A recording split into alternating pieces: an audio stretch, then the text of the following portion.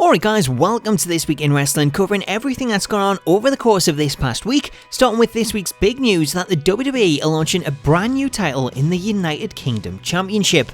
The announcement was made during WWE's live press conference in London, England, in which Triple H announced that WWE would be holding a special two-night tournament on Saturday, January 14th and Sunday, January 15th, beginning at 8 PM GMT and airing exclusively on the WWE Network, in which the company will crown the first ever United Kingdom champion. The shows will be held at the historic Empress Ballroom in Blackpool, England, and feature competitors from all four home nations and Ireland, including the likes of Pete Dunne, Tyler Bate, Trent Seven, Big Brawler Wolfgang, Tyson T-Bone, Jordan Devlin, and Roy Johnson. William Regal is credited as being one of the men who put the tournament together and acted as the head scout to sign talent, while commentary for the show will be voiced by WWE's lead announcer Michael Cole, and he'll be joined by the UK's very own Nigel McGuinness, who US fans will recognise from his stint in TNA as Desmond Wolfe. Speaking on the tournament, Triple H said, "Our passionate UK fans deserve to have their own champion. The tournament is the next step in our ongoing strategy to create localised content for our global WWE network, develop another brand that engages our passionate fans, and add a new dimension to our ongoing storylines."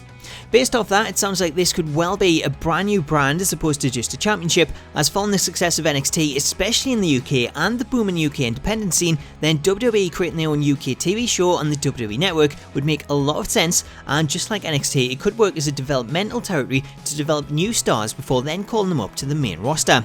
The move also parallels the Cruiserweights, as WWE did similar by testing the water with the Cruiserweight Classic before then later introducing a weekly TV show in 205 Live. Therefore, if things go well with the UK tournament, then there's a high chance that we may see a weekly WWE UK show heading to the WWE Network in the coming months. We want to know though what you think of this news. Are you happy with the United Kingdom Championship, and would you like to see a weekly WWE UK TV show? You can see Twitter responses to this across the bottom of the screen, but let me know your thoughts on this in the comments. Moving on, and according to MMAfighting.com, WWE star Brock Lesnar has been suspended from competing in the UFC for 1 year following his two failed USADA drug tests at UFC 200. The suspension was put in place by the Nevada Athletic Commission on Thursday and seen Lesnar unable to compete in any MMA competition for 1 year. Additionally, Lesnar will also have to pay a $250,000 fine that was agreed in a settlement deal with the Nevada Attorney General's office, and his win over Mark Hunt is now being ruled a no contest at UFC 200. Up next, we have an update on WWE Champion AJ Styles, as he's currently being removed from this weekend's SmackDown Live events in Peterborough and Barry, signalling that he's still not cleared to compete following the ankle injury that he suffered at TLC. As far as TV goes, Styles was set to defend the WWE Championship against James Ellsworth on this week's edition of SmackDown Live. However, WWE delayed the match due to Styles' injury, using the reason that Ellsworth was suffering from a cold. Speaking of Styles, earlier this year, AJ created a buzz online when he tweeted out a potential dream match poster for himself and the Heartbreak Kid Shawn Michaels. The poster, which was fan-made, advertised the pair as squaring off at the 2017 Royal Rumble and led to speculation that WWE may have reached out to Michaels about a return, especially due to the fact that the Rumble takes place in his hometown of San Antonio. Following up on this, 105.3's The Fans recently spoke to Michaels about the potential dream match and asked if anyone had been in touch. However, Michaels shot down the rumours, stating, "No one has even contacted me about the show. I don't even know if anyone cares that I'm from there. I think the WWE has happily moved on from me." Well, Shawn, maybe the WWE have moved on, but I haven't, as I would love to see old HB Shizzle back in a WWE ring, especially for a dream match with Styles. But what do you think? Would you like to see Michaels take on Styles at the Royal Rumble? Let me know your thoughts in the comments. Despite HBK shooting down rumours of his WWE return, one return that we do know of is that of John Cena. WWE advertised this week that the leader of the C Nation will be making his return to SmackDown Live on the December 27th episode of the show, which takes place in Chicago, as the company uploaded a video package promoting his return on the WWE YouTube channel. Following on from the earlier news of WWE's press conference in London, Sportsmail spoke to Triple H at the event about the possibility of UFC stars Ronda Rousey and Conor McGregor working for WWE when they finish their UFC careers. In regards to Ronda, Triple H said, "Never say never with us. Ronda's done things with us in the past. She's a huge fan. She had a blast when she did it. I wouldn't be surprised at all if, as she begins to wrap up her UFC career, she's looking to do other things." Meanwhile, in regards to McGregor, Triple H changed his tone, noting that Conor was more of a business decision and that they're both businessmen, so if the time is right for them to work together and he wants to, then he's happy to discuss it. So all in all, it sounds as though McGregor may be possible, but it'd be a one-time business deal, whereas Triple H's comments on Rousey seem to suggest it's much more likely that we'll see her competing in a WWE ring. Up next, we have news on a potential WWE return for former NXT star Cassius Ohno, who most fans will know on the independent scene as Chris Hero.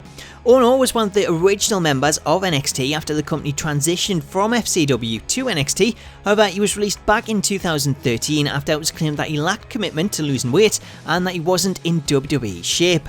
Since leaving WWE, Hero has revitalised his career, wrestling all around the world for promotions like Evolve, AAW, PWG, RevPro, House of Hardcore and Progress, leading to the news of his potential return. The news itself comes from Dave Meltzer, who noted it being the perfect time for Hero to return given the change in the way that WWE have booked indie stars in recent times. However, as of yet, it's unknown on the role that he'll be given and whether it'll be returned to NXT, the main roster, or even some kind of training role. Jerry Lawler was back in the news this week following fan questions about why he's not been seen on TV as of late, a matter that Lawler addressed himself when speaking to Sports 56 in Memphis. Lawler said, "Kevin Dunn said that due to WWE being a public traded company, it all comes down to dollars and cents, and that having my salary being absorbed on the pre-show after being taken off SmackDown made it a very expensive show to produce, so they decided to get rid of the pre-show." Vince McMahon called the following day and said that "I'm definitely not done with WWE," and reiterated that the pre-show was dropped due to cost reasons. "I'm under contract to WWE into January and they've said we'll talk about a new deal then." So there you go, in regards to Lawler being missing from TV, it all comes down to cutting costs, with Lawler's current deal making it more expensive to produce the pre-show and having him appear on it. Following Lawler being taken off TV, it was also reported this week that Raw General Manager Mick Foley will also be taking a break from TV.